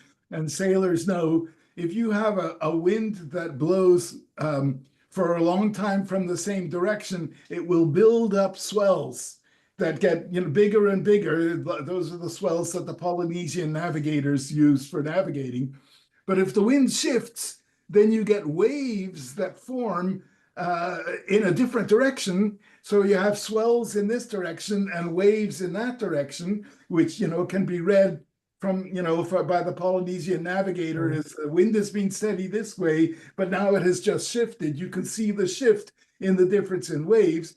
And with every little gust and breeze, you have ripples that change almost immediately, instantaneously with the wind. So in the pattern of waves, you have both the long-term, middle-term, and short-term memory of the Wow. resonance going by. So long as some agent knows how to read it, yes? So Gee, there's a lot of analogy with these Yeah. Polynesian navigators. I should tell you, there is now an opera about these star That's amazing. navigators Cool. called Star Navigator. Yes. It premiered in 2023. It's a New That's Zealand production. It's about a clash of culture between Captain Cook and a priest called Tupaia, who is an expert navigator who navigates by the stars. It's called Star Navigator. But it's got a Tahitian name is Ihitai Avea, Star Navigator. It's Cool. not recorded, so So I had this revelation as I was looking at yesterday. I did a quick deep dive, a mini deep dive into the substances and the materials, the properties of the materials in life and created by life. And I discovered that there's very little that's actually an amorphous substance. Even things like mucus and slug slime have liquid crystalline properties. And so I started thinking, as I do, I sort of like put on my mushroom trip brain without the benefit of mushrooms. And I thought, well, what is this telling us about the nature of the universe? And what I discovered is by looking up amorphous substances, all amorphous substances appear to be substances that would have made the whole distance, other than some that are made by humans, but I'll talk about that in a minute. They all seem to be substances that would have made it to crystalline if their conditions in terms of time, temperature, and pressure had been right. Think of SiO2, think of molten glass. Okay, so under some certain conditions, it's going to be glass. Such a classic amorphous substance that materials engineers call amorphous substances glass as a shorthand. But what happens under the right conditions of time, temperature, and pressure? It becomes a quartz crystal. So that made me ask a very big question about harmonic resonance, crystalline structures, and the nature of the universe. Am I making any sense? I lost you on the last sentence, but I was with you up till then. Well, does reality have sort of like or does matter have like maybe I'm asking a question that's so basic that nobody would ask it because I don't understand enough physics. But does all matter really want to be crystals? Hmm. Well, in the case of glass, it's temperature dependent. That you Right, put and the time. glass in the oven and then slowly over time. Now, Yep. if you cool it quickly, it becomes glass. If you Right. cool it slowly, then it anneals into crystals. Exactly. And so it seems to me like glass is sort of like the arrested development of crystals in a way. Yeah. So that made me think, well, what substances, I mean, so if we look at all of the different substrates and, molecular structures in life, they all are tending towards crystal. I mean, there's very little amorphous substance in life, at least. And if you look in the natural world, even I mean, I was reading about petrochemicals, and I mean, everything has like this tendency towards crystallization in one, over time, or there's at least forms of each petrochemical that have liquid crystal structures in them. And when we think about the solute of the sugar solute, which is liquid crystalline, and then the rock candy, on the string eventually precipitates out of that. What does that say about the nature of the universe? Is the universe trying to move in the direction of all? I mean, maybe I'm just saying what Ilya Prigogine said when he was talking about the fact that all systems eventually wind down to a highly ordered state that you could call crystal-like. Yeah, what that says to me is that life is a journey, not a destination. I love that. Not very Buddhist. Like Of course, correct. you don't want to go straight to crystal. That's not the ultimate state for life, That's right? boring. It's the trajectory you take on the way there that's Right. interesting. Well, I keep thinking of the way that, like, so this transgenetic order mechanism is demonstrated by the recreation of a microbiome. So when I was, I don't know if I've told this story before to y'all, but a long time ago, I had a startup that was, the idea was we would inoculate baby calves with the microbiome of mother cattle that emitted less methane in from their gut flora, like from their rumens. And I was doing research for that, and I realized that they had done so. Some biologists had discovered that bison, which are basically the same species as domestic cattle, are able to process much rougher, more cellulosic grasses and live through the winter on the prairie by just digging through snow and eating dead grass. So they wanted this property in their commercial beef herd.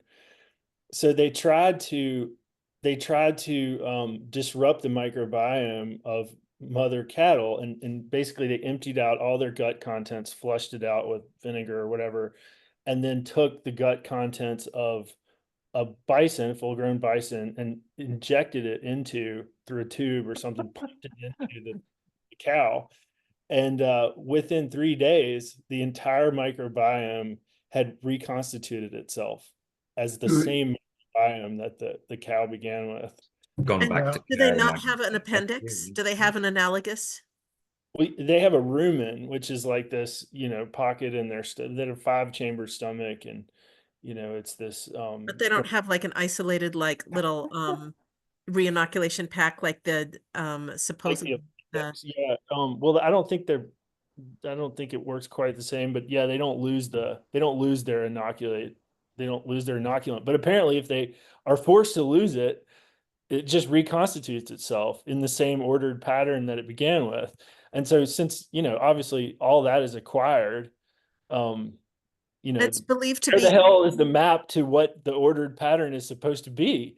Charlie, my husband just So- went to my husband's a farmer, a biodynamic farmer, and he just went to a conference where there was a woman there who talked about the fact that they have mapped the biome of the ecosystem, and they've demonstrated that the cows pick up the biome from the ecosystem, and then they reinoculate as they move around, which is another reason for large scale rotational and interconnected rotational grazing, because it reinstantiates the biomes and the interlocking the microbiomes within the biomes in the edges as well.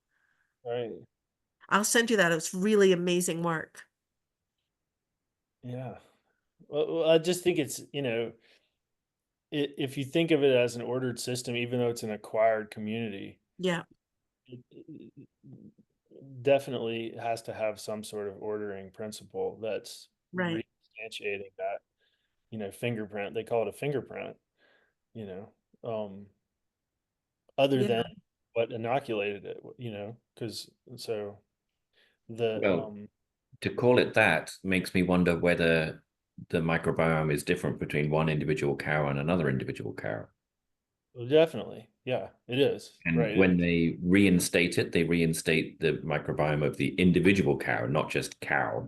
Right. Yeah. No, not just cow. It's like individual, that in particular cow. Mm. You could sequence the OTUs in their microbiome, and you could identify which cow it was. Like that's how unique it is. And So obviously, it's like, it changes if they eat different food, right? It Yeah. fluctuates, but it reconstitutes itself. Yeah. If they're on a given ration, it'll reconstitute itself as the given mix of species, or, I mean, in prokaryotes, they're not even called species, but so a microbiome is like a servo mechanism with a shifting, goal set depending on the foods one eat. That's quite amazing. right, On totally. the other hand, it's not, Yeah. because I think all life is servo mechanism I and forget. oscillation. Yeah, it is. It is a servo mechanism, and it's a two-way servo mechanism, because it also influences the preferences for diet that the cow has. Yeah. So, yeah, that's totally. That's very cool. It fits very nicely with the idea that to open your mind to the idea that the way in which we organize the different cell types in the tissue of a metazoan doesn't have to be because they're all carrying the same genetic instructions, right? That you could organize the heterogeneous community of cells in a specific way without that, and that's what they do with the microbiome. Well, I give you another example. The panda bear is basically a bear that somehow started this two-way transfer of microbiome and diet preference with bamboo and became a vegetarian. That is crazy. So like in principle, this type of thing can lead to speciation. So microbiome leading to speciation. That's what supposedly happened with panda bears. That's Is that what you're saying? that's what I'm saying. Yeah, that's what I'm. I don't know if anyone's working on this currently, but we need a massive overhaul of, I know there are people, but I think they're working at different levels, but macro and micro levels, we need a massive redefinition of species.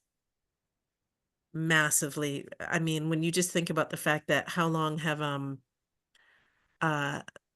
yeah, I don't want to get into it, but species that are in the New World and the Old World that can still breed no problem. You like big cats. How does that work?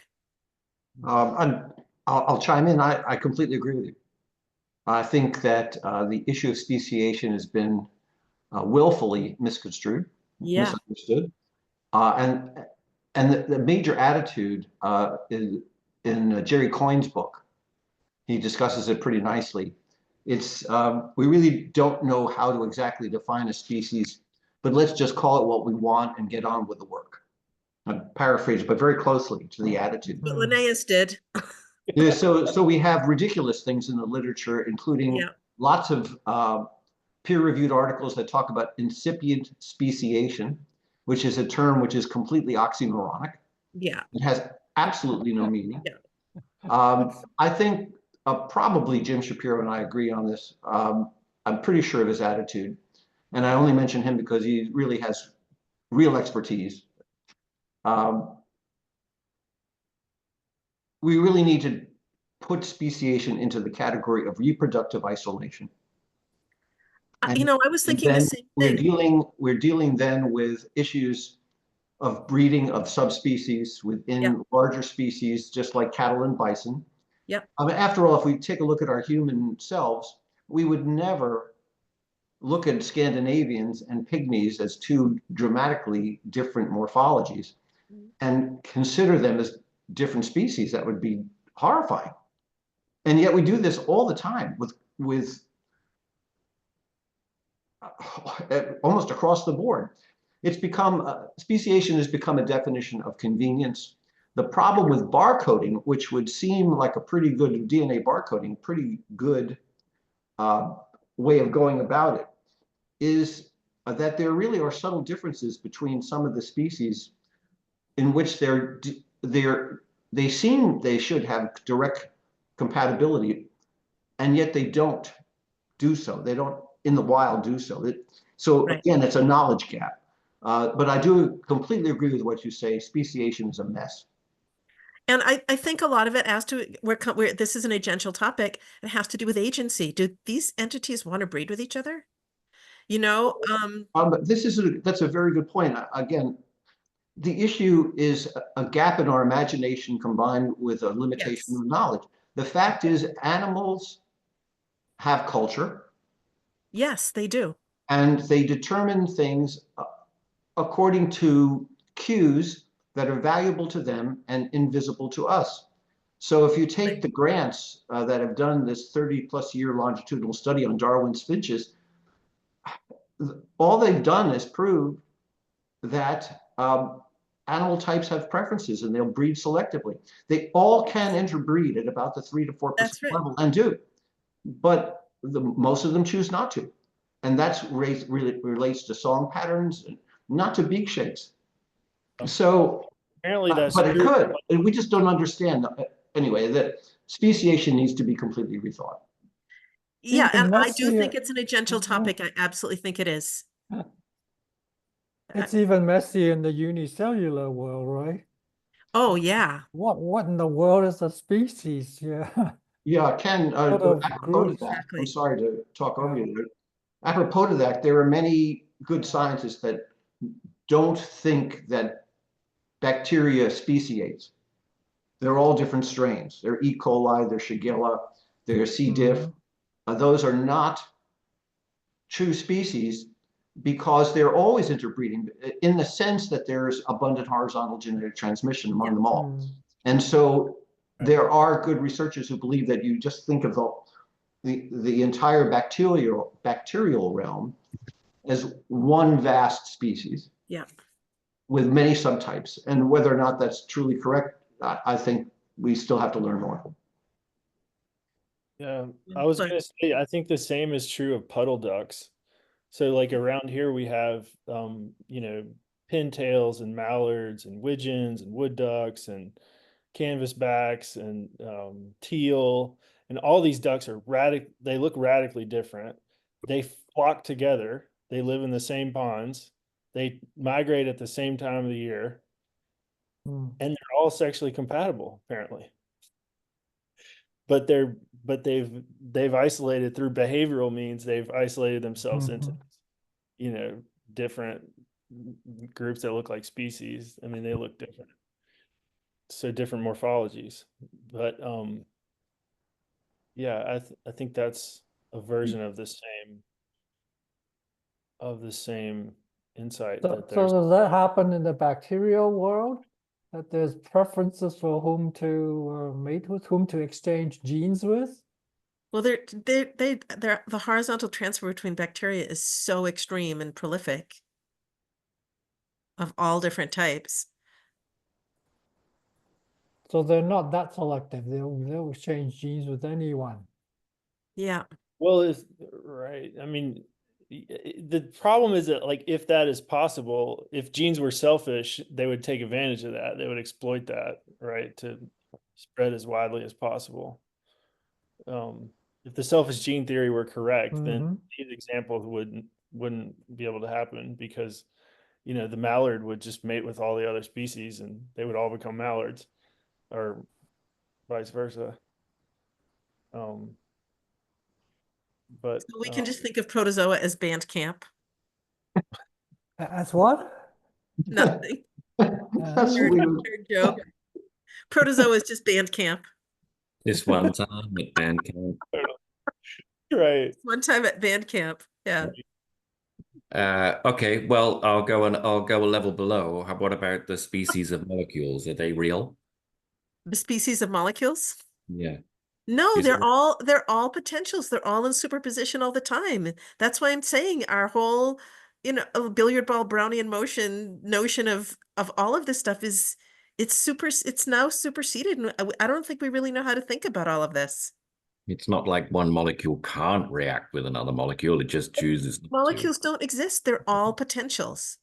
They're all, stochastically, not stochastically determined. They're potentials. Mm. They don't exist separately. They're likelihoods. This group needs to add some Physicists? quantum physicists. Some Yes. people who are working on quantum materials, engineers. That's what we need. People who have the practical application, but also the quantum background. On that subject, we have about 10 minutes before I have to go pick up my daughter, and I wondered if we could talk briefly about where we want to go next month because we did this last month and it resulted in a quantum leap in interestingness. So I think finding the structured water topic was really amazing. Thanks to Mary. Um, where should we go It with was this? my pleasure. And anytime you guys want to come up with a topic and have me sort of like wreak my magic on it, I'm happy to give it a try. I mean, my first master's was in education, and I've been a science journalist, so technically I should be able to take anything and come up with somewhat intelligible things to say about it. So anyone who What about crowding, which we mentioned? I don't know much about it, want to learn more. I'm not sure what you mean, but totally what you mean by that, Ken, but Molecular crowding, there is a whole literature on it now. well, send me Right. some information. I can't say yes to it because I don't know enough about it, but I will learn about it. I want to learn, What was the thing we were I want to talking hear from Bill. I want Bill to present his ideas and see if he can tie it to all of the things that we've been talking about. Well, we had were you here for the cell-based consciousness, No, Mary? I wasn't. Oh, well, Oh, so should I just watch that video? Can you send me yeah, the link?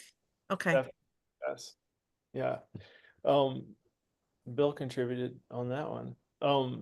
So genome chaos, Henry Hing. Oh, yeah, he's another one that I've brought in. I would really love to hear from him, and he's very relevant to what we just talked about because I want to find out from him if his cellular architecture, which is very conceptual, can be explained with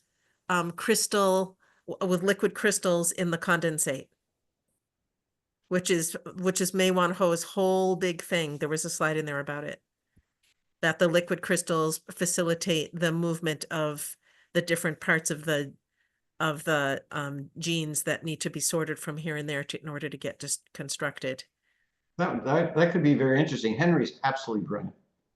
I would really love to meet him. And he is, a lonely voice about the primacy of karyotype coding, which is an important concept that gets ignored otherwise. I think it probably has enormous potential to understanding cancer. I only know little bits about it. I think he'd be great to learn from him. That would be terrific. Love to meet him. So I only read the first half of his book, which was one of the best lit reviews about the problems with scientific research I've ever read. And I haven't actually gotten into his theory. Have you read it, Bill? I haven't, but I've interchanged emails with him. We share certain common points of view. He's just a lot smarter than I am. We'd learn an awful lot from him. I've corresponded with him too a little bit. Bill, would you want to reach out and then I'll reach out with an invite? I don't think I know him well enough to I mean, I could send an email. I've sent some emails back and forth a couple of years ago. I don't really have a distinct relationship with him. I just don't want to be misunderstood here. I mean, I can send out an email and give him your I think it could easily come from you, Charlie, and just Okay. he was awfully nice in our interchange. I think he'd be receptive. Sounds Totally. like you could interbreed, but you're just choosing not to. Well, my friend Rafe is good friends of his. That's how I found out about him. I could ask him to reach out as well. Basically to say, would you give us a 20-minute or half-hour overview of your what is the name of the topic specifically, William? Well, you mentioned chaos. Do you Yeah, know the chaos and that's Karyotype. expertise. the karyotypes. So he sent me Karyotype a coding. paper. Yeah, Yeah. he sent me a paper like 6 months ago, Karyotype as Code of Codes, I think is the title. Oh, can you send that to me, That's what Charlie? it Is it a is. sequel to his book? Well, we don't need his permission to read the paper, so I know, but can you send it to me? Can you send so I want to read that paper too. sure, totally. Yeah, Well, maybe. I mean, we Okay, can. well, I'll organize it. Okay. Maybe Ken, if you want, do you want to think more about crowding and how we could set that up for the following month? I Well, think so. there is a whole issue of journal chemical reviews on this. We'll just pick an article or two from there. And how I'll is it send you relevant to one. the agential topics? Because it has to do with decision making when crowd It's occurs. got about, yeah, how molecular bits will, find each other, how reactions in cells are affected by there being so many bloody molecules around. I don't know, we mentioned it. You mentioned it, I think, Yeah, I think in it's the session, that it leads to the idea of molecules having to find each other rather than just, right. rely on bumping each other, because it's Oh, really crowded, Is Another this close enough to your interests, possible. Richard? And Stephen, is this close enough to your interests? I suppose so. I know a little about it, so I'm not really sure. yeah, I Another don't. possibility to throw out there. So Mike Levin has reserved the February slot. Okay. So we've got December and January to work with. Another possibility is my favorite obsession, which is Popperian epistemology. That's one of my obsessions too.